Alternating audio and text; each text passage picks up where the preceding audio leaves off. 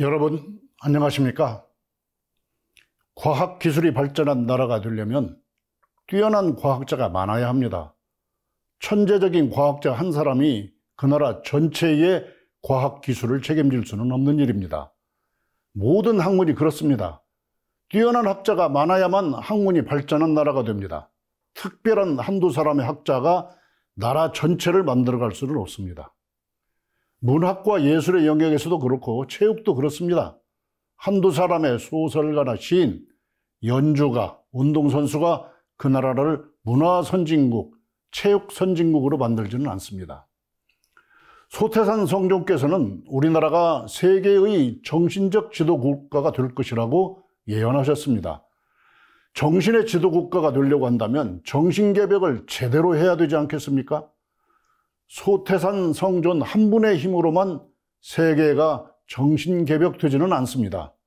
소태산 성존의 가르침에 따라서 신앙하고 수행해서 법력을 갖춘 사람이 아주 많아져야만 소태산 성존의 경륜이 현실화될 수 있습니다.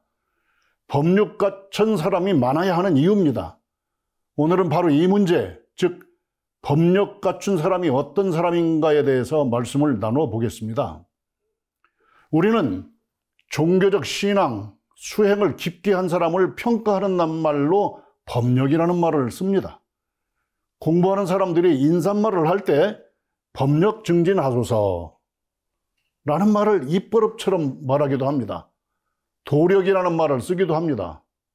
뜻의 차이는 약간 있지만 그리스도인들이 영성이 깊은 사람이라는 말을 쓰는 것과 그 맥락은 같다고 할 것입니다. 먼저 우리가 어떤 사람을 법력을 갖추었다 이렇게 말하는지 한번 돌아보겠습니다. 첫째, 법설 잘하는 사람이 법력이 있다 이렇게 생각합니다. 기도발이 좋은 사람을 법력이 있다고도 생각합니다. 같은 맥락에서 천도제를 모실 때 천도발이 좋은 법사님을 말하기도 합니다. 종교교단의 행정직에서 높은 지위를 갖춘 사람을 법력 있다 이렇게 말하기도 합니다. 종교 성직자에 대해서 예의를 갖추는 표현으로 쓰는 경우도 많습니다. 여러 경우를 제쳐두고 단순히 다른 사람을 높여 부르거나 예의를 갖출 때 법력 높은 분이라고 하는 경우도 있습니다. 일상생활하는 가운데 일반적으로 법력 갖춘 사람에 대해서 뭐라고 말하는지 한번 알아봤습니다. 이제 법력을 갖추었다고 할 때의 기준과 조건을 본격적으로 한번 알아봅시다. 교전에 법의 등급을 기준으로 해서 말한다면 법강 학마의 이상의 법위를 가진 사람을 법력을 갖추었다 이렇게 할 것입니다. 그러나 교단으로부터 그러한 법위를 받은 사람이 모두가 법력을 가졌다고 보기는 힘듭니다. 여러분들이 모두 다 아시는 일입니다. 가짜 학마의, 가짜 종사의도 있을 수 있다는 말씀입니다. 쭉정이 법사, 쭉정이 종사에 대한 말씀을 드린 바 있는데 가짜 법력도 바로 보아야 한다는 뜻에서 다시 한번 말씀드립니다. 또 다른 사람들에게 마음의 힘을 베풀 수 있는 사람이 법력 있는 사람이다 이렇게 생각할 수가 있습니다. 일리가 있습니다. 그러나 법력은 자신이 바로 서는 힘이 먼저입니다. 다른 사람에게 무엇을 어떻게 해주는 것이 먼저가 아니라는 말입니다. 오늘 말씀드린 취지는 자기 자신이 참다운 법력을 갖추었는지를 자기 자신에게 물어보자는 것입니다. 다른 사람이 법력이 있는지 없는지를 평가하자는 말이 아닙니다. 원로 교도님이나 교당 교무님이 법력이 있나 없나를 저울질 해보자는 말이 아닙니다. 기도발이나 천도발에 대해서도 그렇습니다. 그것을 따지기 이전에 자기 자신이 기도의 유력을 확실하게 믿고 자기의 기도를 진실하게 드리고 있는가를 돌아보자는 말입니다. 삼세윤회를 확실하게 믿고 자기 천도를 제대로 하고 있는가를 자기 자신에게 물어보자는 것입니다. 이것이 법력 갖추는 출발점이라고 봅니다. 법력에 대해서 말할 때 우리가 가진 선입견이 있습니다. 누구누구는 법력을 갖추었다라고 말하는데 실제는 그렇지 않을 수가 있다는 말입니다. 어떤 분은 입교한 지 몇십 년이 되고 교당에도 몇십 년간 다녔으니 법력이 쌓였을 것이다 이렇게 생각할 수가 있습니다. 아무개는 교단에 높은 직책을 가진 만큼 법력을 갖추었다고 믿고 있다는 것입니다. 아무개는 원로이니만큼 그만한 법력을 갖출 뭐 있을 것이라고 믿습니다. 또는 자기 자신이 한 설교를 한 3, 40년 해왔으니까 나 자신도 웬만큼 법력이 있을 것이라고 생각하는 것도 경계해야 될 일입니다. 법력에 대해서 철저하게 자기를 되돌아봐야 할 이유를 소태산 성전의 말씀에서 세계합니다. 대종경 인과품 26장의 말씀입니다. 중생들이 철없이 많은 죄업을 지은 가운데 특히 무서운 죄업 5가지를 말씀하셨는데 그 가운데 하나는 바른 이치를 알지 못하고 대중의 앞에 나서서 여러 사람의 정신을 그릇 인도하는 것이라고 하셨습니다. 가짜 법력으로는 지옥, 축생, 악귀의 사막도에 떨어질 것이 분명하다는 것을 새기자는 경계의 말씀을 새겨야 합니다. 우리가 말하는 법력을 구체적으로 말하면 3가지 큰 힘, 즉 3대력입니다. 일할 때나 일하지 않을 때나 마음을 바로 세우는 힘입니다. 설립자, 입정하는 힘이 되겠습니다. 일과 이치의 처음과 끝, 근본과 변화와 그 쓰임을 알아내는 힘, 인과보험과 음양상승의 이치를 알아내는 힘, 인과보험과 음양상승의 이치에 따라서 일을 바르게 하는 힘입니다. 즉 정해정, 바를 정자 정해정의 3대력입니다. 3대력을 갖추는 사람은 능이성 유상의 힘을 기르고 동시에 능이성 무상의 힘을 기릅니다. 변하지 않는 힘으로 스스로 존재하는 힘입니다. 불생불멸의 힘으로 스스로 존재하는 힘입니다. 인과보험과 음양상승의 변화운동을 스스로 하는 그 힘으로 존재하는 것입니다. 천지인이 합일하기 때문에 스스로 힘을 갖게 된다는 말입니다. 능이성 유상의 힘, 변하지 않는 힘으로 스스로 존재하는 힘을 가지려면 우주와 나를 하나로 만들어야 합니다. 구체적으로 말하면 우주의 영기질과 나의 영기질을 하나로 통하게 하여서 만드는 것입니다. 그 방법이 호흡입니다. 호흡하는 높은 수준은 바로 선입니다. 그리고 선 가운데서 가장 높은 수준은 무시선 무처선입니다. 우주의 영기질과 통하는 방법입니다. 안이비설신의의 육군을 원만구족하고 지공무사하게 쓰는 방법이 무시선 무처선입니다. 무시선 무처선의 호흡 방법은 천단지전 호흡, 우주단전 호흡입니다. 이것이 바로 생활선입니다. 천단지전 호흡, 우주단전 호흡은 또한 영기질 호흡입니다. 호흡을 통해서 나의 영기질이 깨어나서 우주의 영기질과 그 맥을 통하게 됩니다. 나를 짜고 있는 영기질, 그리고 우주의 영기질이 하나로 연결되는 것입니다. 그렇게 하려면 호흡도 영기질 호흡으로 해야 합니다. 산소를 들이쉬고 이산화탄소를 내쉬는 것은 물질의 호흡입니다. 생명의 기운을 받아들이고 탁해진 기운을 내쉬는 것은 기의 호흡입니다.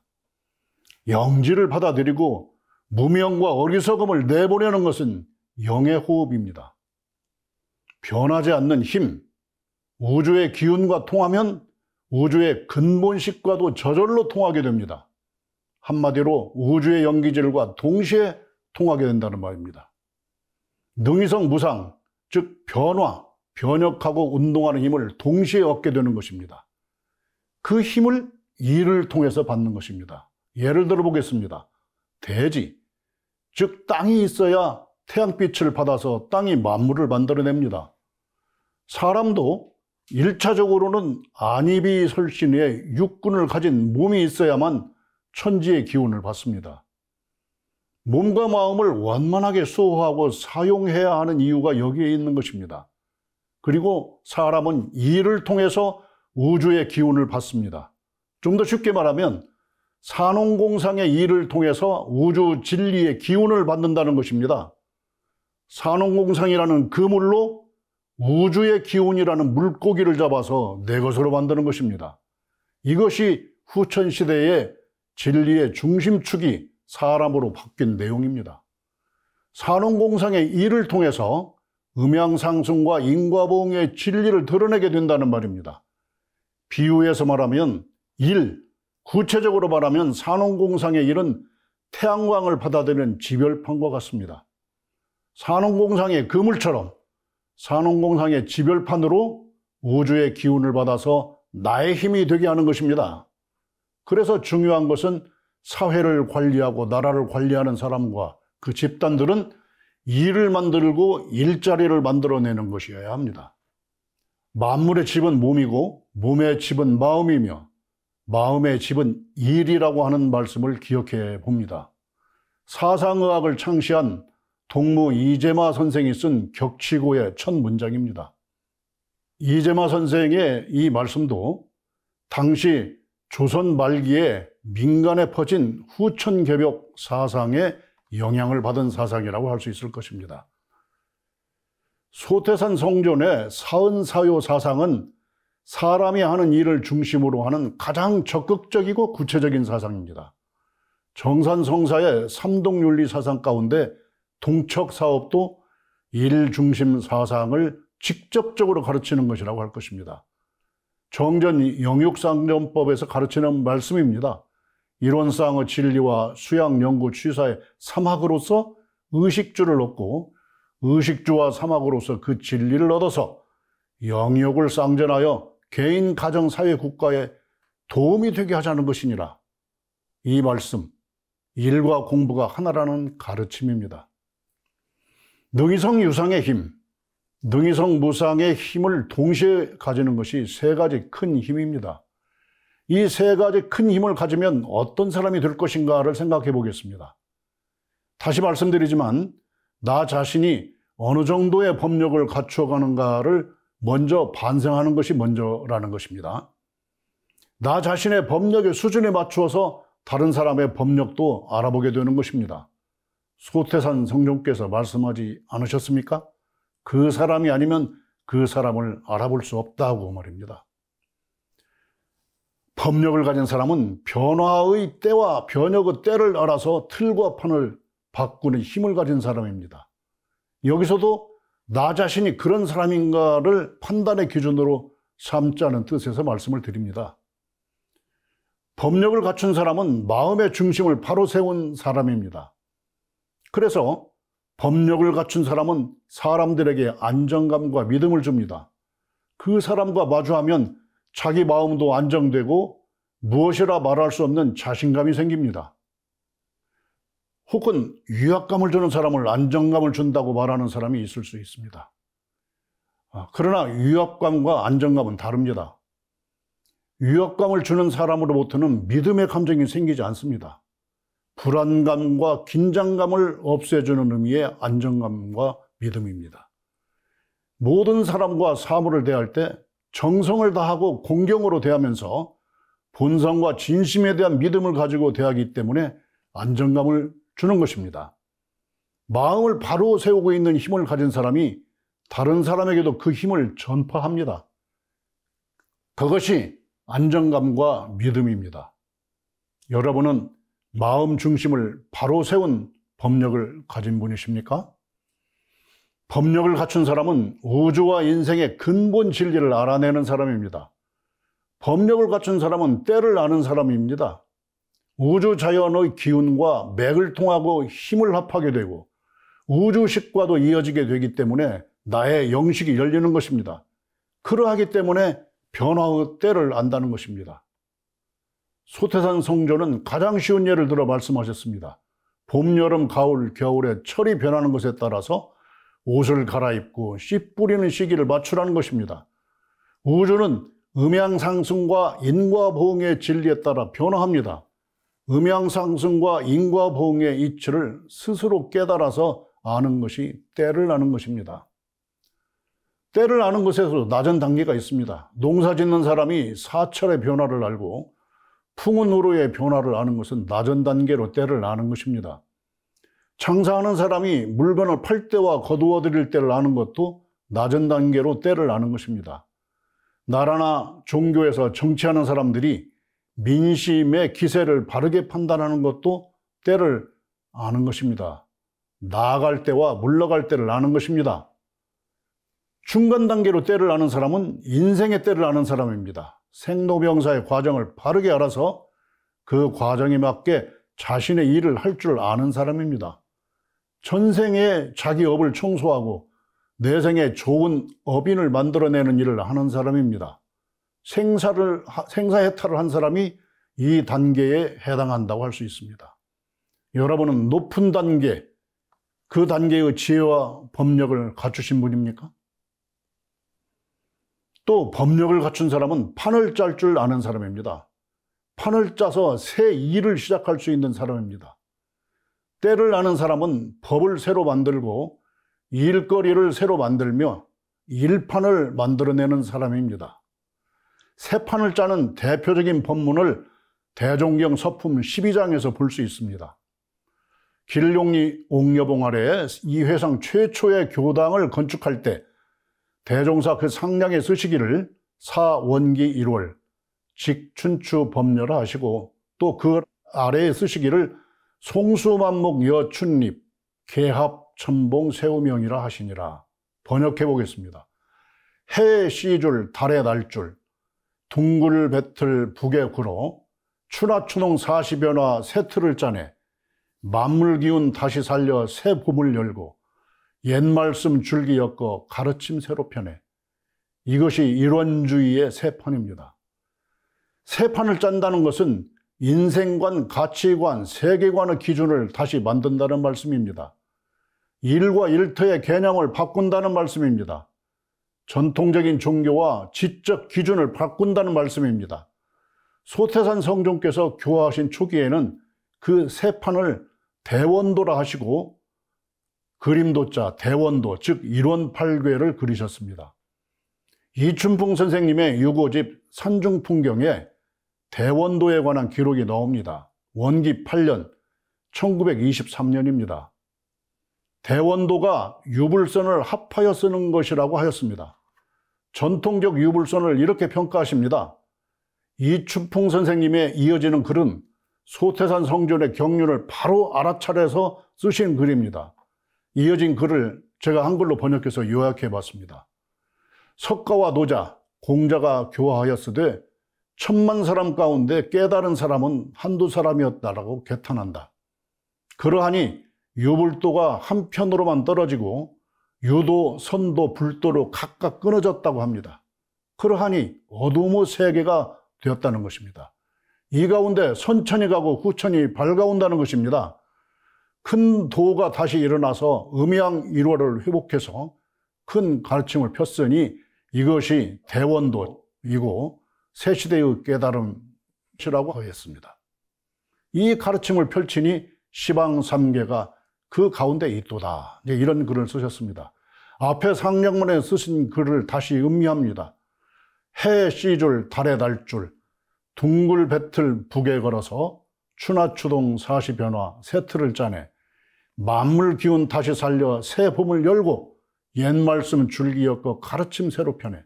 바로 이것이 소태산 성종께서 대원도로 새 판을 짜신 것입니다. 이처럼 큰 법력을 가지면 우주적 단위의 새 판을 짜는 것입니다. 선천시대에는 성인이 교화하셨어도 깨달은 사람이 적은 수일 뿐만 아니라 오히려 그 교법도 움츠러들었다는 것입니다. 후천시대 일원주의의 경륜은 모든 인류가 깨우침을 얻게 한다는 우주적 경륜인 것입니다. 낮은 단계로 새 판을 짜는 경우도 있습니다. 농사 짓는 사람이 시대 변화를 따라서 새 품종을 재배하는 것입니다. 장사하는 사람들이 시장 흐름에 따라서 새로운 품목을 거래한다든가 업종을 바꾸는 것도 새 판을 짜는 것입니다. 과학기술의 발전에 따라서 새로운 산업을 만드는 것도 새 판을 짜는 것입니다. 요즘 같으면 인공지능 기술 시대에 맞는 산업을 만들어내고 새로운 직종을 만들어내는 것입니다. 나라나 종교단체에서 정치하는 사람들이 민심의 변화에 따르는 그런 수준에서라도 개혁과제를 실천한 경우가 있습니다. 이것도 낮은 단계로나마 새 판을 짜는 셈이 됩니다. 중간 단계로 새 판을 짜는 사람도 있습니다. 인생 변화의 때에 맞추어서 그에 맞는 일판을 만드는 사람입니다. 청장년기 시대와 역사를 통찰하고 진리 공부하며 새로운 배움을 쉬지 않고 과감한 변신을 시도하는 것은 중간 단계의 깨달음이라고 할 수 있습니다. 인생을 통째로 보고 영생을 보기 때문입니다. 노년에 이른 사람이 청장년기에 하던 일에 집착해서 그때의 대우를 받지 못한다고 괴로워하는 경우가 있습니다. 전성기에 가졌던 직책이나 받던 대우를 계속 받으려고 온갖 요령을 다 부리는 사람이 있습니다. 이런 사람은 법력이 없는 사람입니다. 변화를 깨달은 사람은 전생이나 지난 시기의 업력을 청소하고 앞으로 돌아올 좋은 업인을 만드는 일을 합니다. 이런 사람이 생사해탈을 한 사람입니다. 여기서 우리가 경계할 것이 있습니다. 낮은 단계와 중간 단계에 해당하면서도 그것이 우주적 단위의 법력을 갖추는 것으로 착각하는 경우가 많다는 것입니다. 인생을 달관한 것처럼 착각하는 것입니다. 자신을 속이지 않는다면 쉽게 반성할 수 있는 일입니다. 법력을 갖춘 사람은 기틀을 모아서 생활 속에서 산업공상의 각종 직업활동을 하면서 인과보험과 음양상승의 이치를 찾아냅니다. 기술이 아니라 기틀을 알려줍니다. 경물치지, 격사치리로 그 기틀을 알아내는 사람입니다. 우주 자연상을 보고 인과보험과 음양상승의 기틀을 알아냅니다. 사람들이 행하는 일을 보고 인과보험과 음양상승의 기틀을 알아내는 사람입니다. 역사의 흐름과 사회의 판도, 민심의 기세를 보고 인과보험과 음양상승의 기틀을 알아내는 사람입니다. 그렇기 때문에 법력을 갖춘 사람으로부터는 지혜를 얻게 되는 것입니다. 법력 있는 사람은 요령이나 잔기술 또는 처세술을 말하는 사람이 아닙니다. 참으로 법력을 갖춘 사람은 말하지 않는 가운데 설법을 한다고 하지 않습니까? 이른바 무언설법은 그 기틀을 말한다는 뜻입니다. 대학가에 있는 이런 말도 참고할 수가 있습니다. 학덕을 갖춘 원로 교수는 가방 들고 캠퍼스를 거닐기만 하여도 저절로 교육이 된다는 것입니다. 이제 법력을 갖춘 사람은 사람과 소통 잘하고 우주 만물과도 소통을 잘하며 자기 일도 바르게 하는 사람입니다. 그래서 법력을 갖춘 사람은 원망부족하고 지공무사한 사람입니다. 소통을 바르게 하고 일을 바르게 한다는 말입니다. 음양상승과 인과보응의 이치에 따라서 판단하고 행동하는 사람입니다. 그러한 사람은 자기가 만나는 사람을 수단으로 보지 않고 목적으로 대하는 사람입니다. 쉽게 말하면 사람을 자기의 이익을 위해 이용하는 수단으로 보지 않는다는 말씀입니다. 그래서 바른 사람입니다. 권세 있고 돈 있는 사람을 가까이 하고 그렇지 않은 사람은 무시하거나 소홀하게 대한다면 법력 갖춘 사람이 아닙니다. 상대방의 지위나 직업, 빈부를 따지지 않고 오직 그 사람의 인격과 인생을 있는 그대로 받아들이는 태도가 바른 사람의 태도입니다. 법력을 갖춘 사람은 자기 일을 속이지 않는 사람입니다. 한마디로 거칠애로 일하는 사람이 아니라는 것입니다. 자기가 맡은 직책을 흉내내기 식으로 하는 사람이 있습니다. 또 자기가 하는 일을 보여주기 위해 하는 사람도 있습니다. 역사에서 예를 들어보겠습니다. 조선시대 가뭄이 들면 기우제를 많이 지냈습니다. 왕이나 관리가 하늘을 향해서 울면서 비를 달라고 기원합니다. 한 관리가 함께 제를 지내다가 이렇게 말했습니다. 그렇게 울부짖어봐야 비 올 것 같지도 않은데 그렇게까지 할 필요가 있느냐라고 말했다고 합니다. 그러자 그 제관이 이렇게 말했습니다. 이렇게라도 백성들에게 보여주어야 하지 않겠는가? 바로 이것이 속이는 것입니다. 부모가 되었으면 부모 역할에 충실히 하는 사람이 되어야 합니다.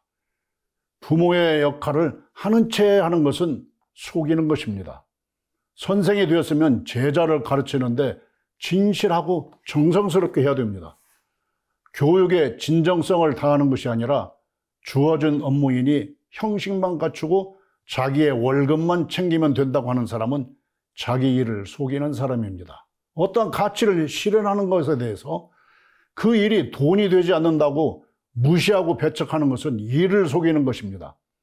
당장 돈을 버는 일이 아니더라도 역사적 가치가 있고 진리적 가치가 있는 일이라면 정성껏 하는 것이 일을 속이지 않는 것입니다.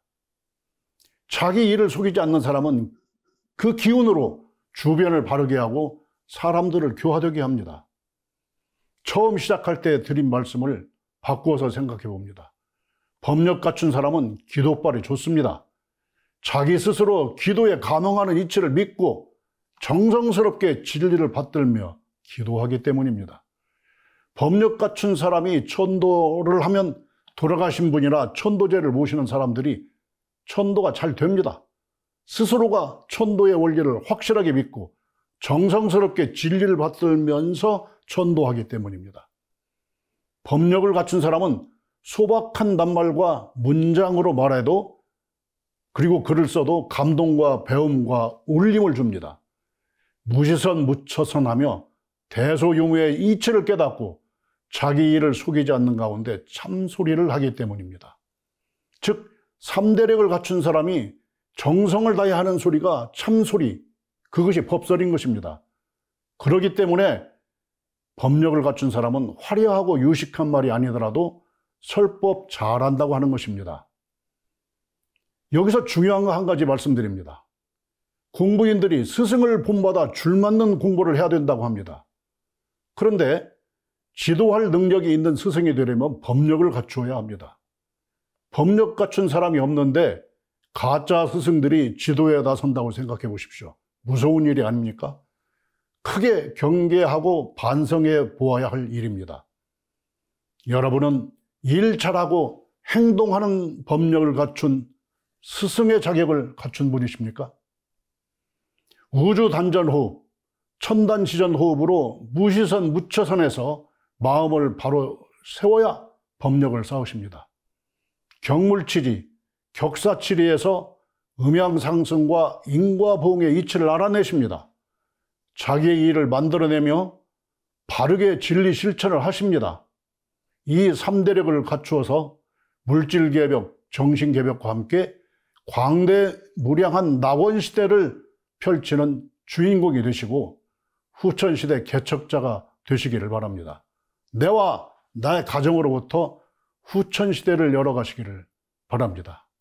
여러분 감사합니다.